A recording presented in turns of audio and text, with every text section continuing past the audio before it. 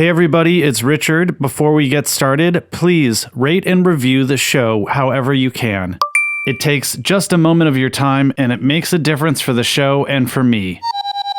Do it for me. Thank you as always for listening. And now, on with the show. It's time for Dodger Baseball. Hi, everybody, and welcome into Morongo Casino. Dodgers on deck. Hope you're well on this Monday night. The homestand continues for your Los Angeles Dodgers, who are 59-41 on this season. First place atop the NL West. Chavez Ravine, Monday night. It's dusk, about an hour before first pitch. The Dodgers bullpen in right field is empty, except for one guy who's hunched over, head in his hands. He looks like he's deep in prayer, or maybe, as somebody suggested on Twitter, he's about to retch. On the back of his jersey, the number 77. This was our first image of the newest Dodgers rookie, a 25-year-old flame-throwing right-hander from Huntersville, North Carolina. River Ryan. River. That's probably one of my favorite names, River Ryan. It just sounds like a big leaguer. River Ryan is such a great name. And it's a name that's been ringing out across Dodgerland for years already, even before his call-up from the Dodgers AAA affiliate in Oklahoma City on Monday. Dodger pitching prospect called up from the minor leagues makes his major league debut tonight. The New York Times ranked Ryan the number 2 prospect in the Dodgers system earlier this year. This is something that is really exciting for us. It's big stuff. It's a high-velocity fastball. There's a curveball, there's a slider, a changeup. Welcome to Dodger Blue Dream. I'm Richard Parks. Today's episode, River and the Rookies. 5-year-old River Ryan is about to become a big leaguer. I was there Monday night to see his debut, and so I can tell you, he's a big fella. He's listed at 6'2", 195, and he throws gas. Rivers' right arm is why the Dodgers converted him from a two-way shortstop to a full-time starting pitcher after picking him up in a trade with the Padres a couple years ago. His four-seam fastball touches 99 miles per hour. And a perfect Southern California day for him to make this debut under light blue skies. So I found it of interest when his first pitch was not a fastball, but a slider. And River walked the first batter that he faced. Wade cracks a base hit to left center field. First to reach for the Giants. Vargas kicks it. Soler trying to make him pay. The throw bounces in time, and he's out. I'm sure he was feeling butterflies because I think that I even was. And the first inning was a little rocky with a weird play in the outfield from Miguel Vargas, but... Pop fly, shallow left center field. Hernandez out, and this adventure of her first big league inning comes to a close with a 0 up for River Ryan, off and rolling in Los Angeles. After that, River pretty much settled in. Perfect pitch. He got his first major league strikeout with a fastball to get Tyler Fitzgerald. Dieter Ruhl underscored the occasion with a couple river-oriented songs by Justin Timberlake and Henry Mancini, and the crowd, which included River's family, soaked it up. Did he go? You bet he did. Back-to-back. Good cutters from River Ryan. What a debut this has been for River Ryan. River ended up giving up just one earned run in 5 1/3 innings. And when Dave Roberts came to get the ball from him in the 6th, the youngster walked off to a standing ovation.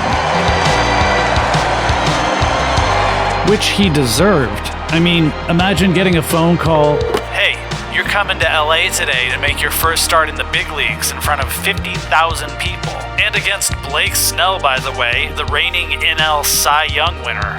It's not an easy thing to do, and River Ryan did it. He gave the team a chance to win, and that's the most you could ever hope for from a rookie call-up on his debut night. And the Dodgers did win. Teoscar Hernandez drove in all 3 runs in a 3-2 victory against the rival Giants. First, congratulations. How would you just describe being out there on that mound? Now back to that first image of River Ryan hunched over in the bullpen. Was he praying or puking? But I spent some time with the Lord earlier today. Definitely prayed when I got on the mound. Helped me calm my nerves. But I'd say his prayers were answered. But River Ryan's debut underlines something troubling about the Dodgers' 2024 season, because it's become an all too frequent sight this year. A rookie pitcher taking the ball in the first inning. Ryan was the 6th Dodgers pitcher overall and the 4th starting pitcher to make his major league debut in 2024. Landon Knack, rookie. Justin Robleski, rookie. Even Yoshinobu Yamamoto is a rookie. And as the Dodgers limped into the All-Star break, Bobby Miller and Gavin Stone, rookie call-ups last year, were beginning to look like the elder statesmen of our starting rotation. At the beginning of this week, the Dodgers had more than an entire rotation's worth of starters, many of them big dogs, on the injured list. Dustin May, Yamamoto, Walker Buehler, Tyler Glasnow, Tony Gonsolin, Emmett Sheehan, Clayton Kershaw.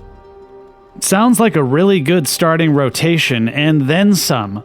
But the night that River had his debut, they were all unavailable, recovering from things like Tommy John, second Tommy John, strained rotator cuff, lower back tightness, and an esophageal tear. Just how does one tear one's esophagus? That'll have to wait for another episode, because I'm concerned with the preponderance of rookie starting pitchers and the dearth of proven veterans. We've been lucky with the young guys coming up to fill in the gaps, said manager Dave Roberts. They've been able to kind of allow us to sustain winning, while at the same time cutting their teeth and gaining experience, so that's kind of the best of both worlds. And you might be thinking, what's wrong, Richard? The Dodgers are in first place, 7.5 games up on the Padres, 19 games above 500. Given the cushy lead, isn't it nice to see some young guys get a little big league experience? I love rookies. It's so exciting to see what they can do. And I appreciate these guys, but I'm also concerned about what this means for our chances in the postseason and our chances to win the World Series. You can't win in October without a solid starting rotation, and ideally, starters who can go deep into games and have been in the postseason before. And so this week, in which the Dodgers' newest rookie started on Monday and our longest-standing veteran starts later in the day today as I write these words on Thursday, with the trade deadline looming on July 30th, just 5 days from now, is an inflection point in the Dodgers' 2024 season. It all comes down to proven starting pitching. Let's talk about it. We've got a couple big dogs coming off the injured list this week to spell the young pups who have been playing in their absence. Tyler Glasnow, who's pretty much been our ace this year, made his first start since before the All-Star break on Wednesday, after a 15-day stint on the injured list with lower back tightness. And in what was a messy, bad game for the Dodgers for other reasons, Glasnow had a solid first outing, giving up just 2 runs in 5 innings in the Dodgers' 8-3 loss against the Giants. I was also there to see this one, and Glasnow didn't look 100%. He was having some trouble with his command, and he walked 4. And the Giants put some good swings on him. After the game, Glasnow said that his mechanics felt a little weird, and he wasn't really in a good rhythm. Just the whole night was kind of a struggle, he said.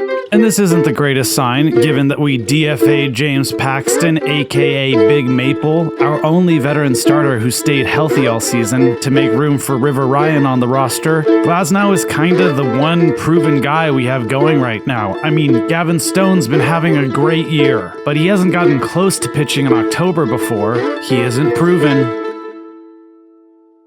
But you know who is proven? Clayton Edward Kershaw. Clayton Kershaw with a record of 6-2, 1-0 against the Rockies this year. Clayton Kershaw, more than any other player, represents this era of the Los Angeles Dodgers.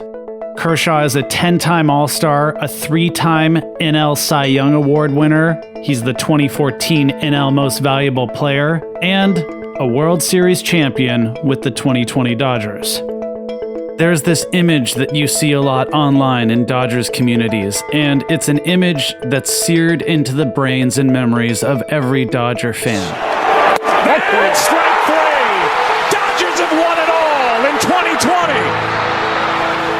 Clayton Kershaw running out of the bullpen and onto the field in Arlington, Texas, after the last out of the 2020 World Series was recorded.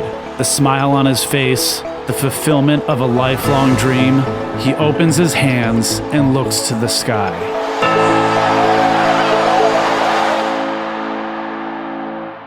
Today, Thursday, July 25th, the 36-year-old Dodger legend and first ballot Hall of Famer will be making his first start of the season after undergoing shoulder surgery in the offseason.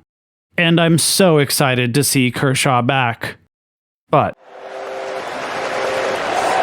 off-speed pitch laced into left center field. Outman on the run, misjudged it, and it pops out of his glove. We all know that when it comes to Kershaw's legacy, his postseason performance has been inconsistent. Line to left, a base hit. And last year, in that one start in our very disappointing NLDS loss to the D-backs, Kershaw was rocked hard.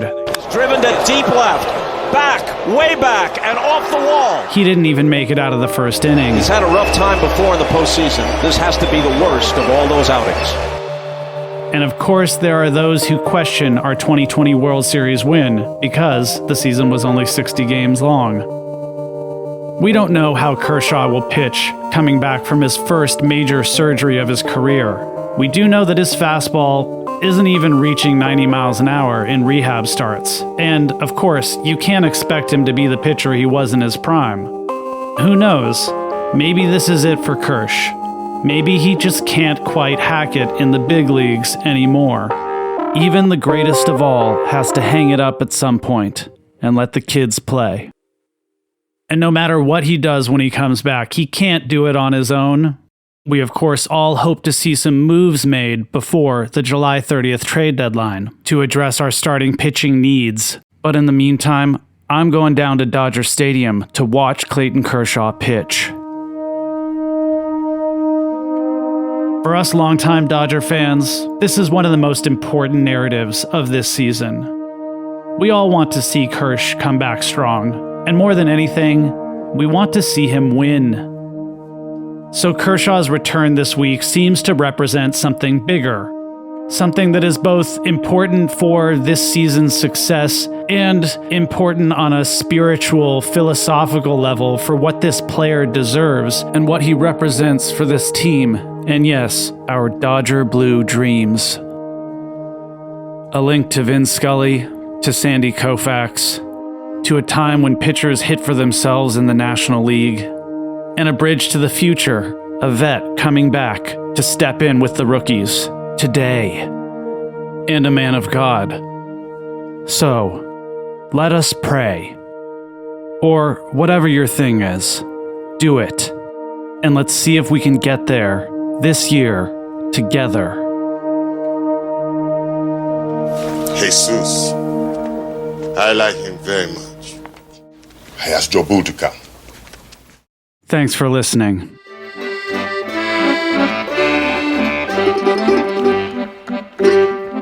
Dodger Blue Dream is written and produced by me, Richard Parks. Our story editor is Caitlin Esch.